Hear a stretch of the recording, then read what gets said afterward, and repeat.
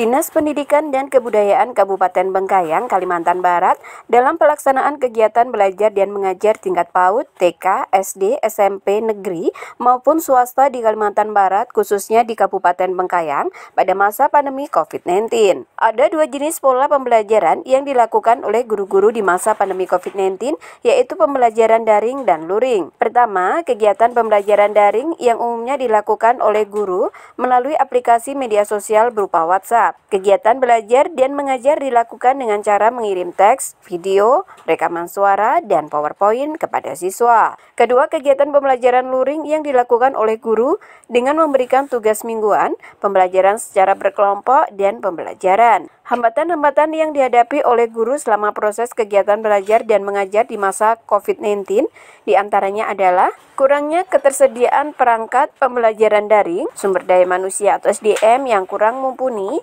dan sikap negatif baik itu berasal dari guru, siswa, maupun orang tua. PLT Kepala Dinas Pendidikan dan Kebudayaan Kabupaten Bengkayang, Kalimantan Barat, Gustian Adiwinata, SPDMM mengatakan, untuk Kabupaten Bengkayang saat sekarang tercatat termasuk wilayah oranye. Namun, pihaknya atas desakan dari para siswa dan orang tua sudah bosan belajar di rumah. Atas kesepakatan bersama, baik surat keputusan 4 Menteri, surat edaran Bupati Bengkayang, para guru, para orang tua, serta pihak sekolah akhirnya untuk belajar dan mengajar tatap muka bisa dilakukan asalkan pihak sekolah mempersiapkan protap kesehatan yang dianjurkan seperti wastafel tempat cuci tangan, pengukuran suhu, jam belajar dilakukan dipersingkat. Satu kelas tidak boleh lebih 15 orang dan model sip-sipan. Apabila di sekolah tersebut ada yang terpapar, tentunya sekolah tersebut harus ditutup sesuai aturan yang telah ditetapkan. Oke, yang saya sebagai PLT, terima kasih sebagai PLT Kadis Pendidikan Kebudayaan Bengkayang menyikapi SKB 4 Menteri tentang proses pembelajaran di masa COVID pada semester genap tahun 2020-2021 ini. Kami sudah menyikapi dengan surat edaran Bupati nomor 2706 tertanggal 22 Desember 2020.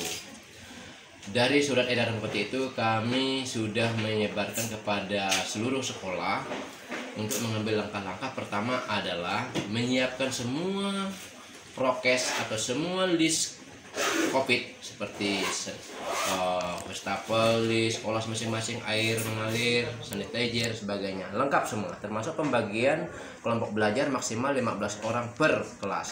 Bahkan tidak boleh berkerumunan, termasuk jam mengajar disesuaikan dengan kurikulum yang diperpendek sesuai dengan COVID.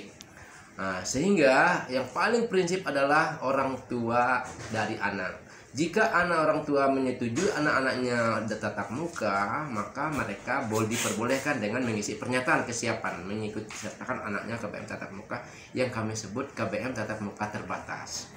Jika orang tuanya masih belum mengizinkan anak-anaknya, maka sekolah wajib tetap memberikan pembelajaran secara daring maupun luring yang sudah pernah dilaksanakan semester ganjilnya. Nah, setelah itu kami lakukan, ternyata sekolah sudah banyak melakukan persiapan-persiapan termasuk persetujuan orang tua, kelengkapan perserana pendukung sudah siap semua.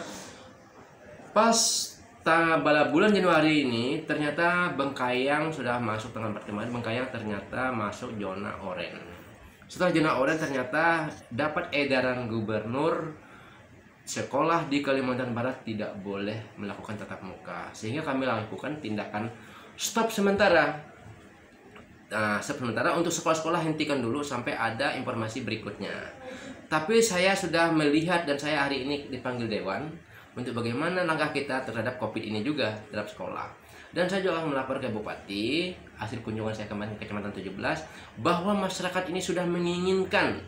Bahkan kita tidak bisa juga melarang dan mewajibkan jika sarana-prasarana pendukung sudah cukup, orang tua sudah setuju. Yang paling penting adalah keselamatan warga sekolah, anak-anak, guru, dan orang tua anak. Nah, dengan demikian saya juga menegaskan bagaimana jika ada warga sekolah terkonfirmasi, sekolah stop otomatis. Jika ada sekolah juga melakukan pemetaan terhadap orang-orang yang komorbid, yang membawa penyakit bawaan, Terus anak-anak yang atau orang tuanya keluar masuk daerah-daerah zona merah, zona oranye, termasuk orang tua anak yang terkontak langsung kepada orang yang kena COVID. Itu harus ada pemetaan sehingga sekolah melakukan anak-anak tersebut karantina pribadi, tidak boleh ke sekolah. Seperti yang kami lakukan.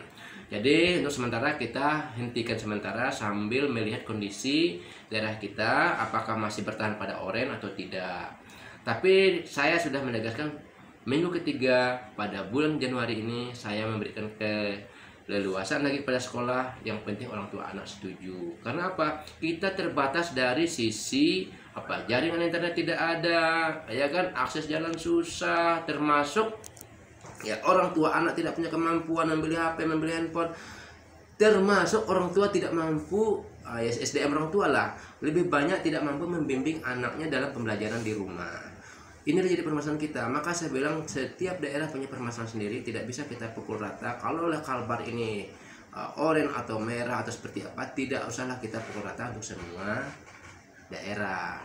Jadi contoh saja, kalaulah Kecamatan Sungai Betung ada terkonfirmasi puskesmas 9 orang, masa Sumbung juga stop, masa Siding juga stop, masa di Jago juga stop. Sungai Raya atau Semalantan ada kena orang-orang puskesmasnya terkonfirmasi positif, ada orang puskesmas. Lalu sekolah di pedalaman sana juga stop, di Limbah Bawang juga stop.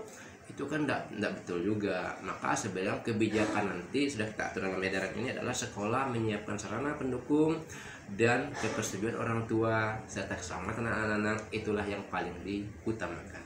Harapan kita adalah pertama, orang tua bersama guru itu tetap mengontrol anak-anaknya patuh dengan protokol kesehatan.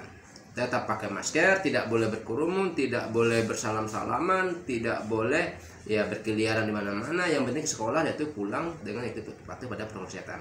Kemudian kepada anak juga jangan bandel.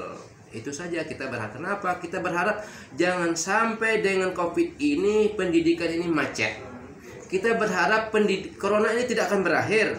Dengan tidak berakhir berarti kita cari solusi, pendidikan tetap berjalan tetapi corona terhindar. Itu maksud kita.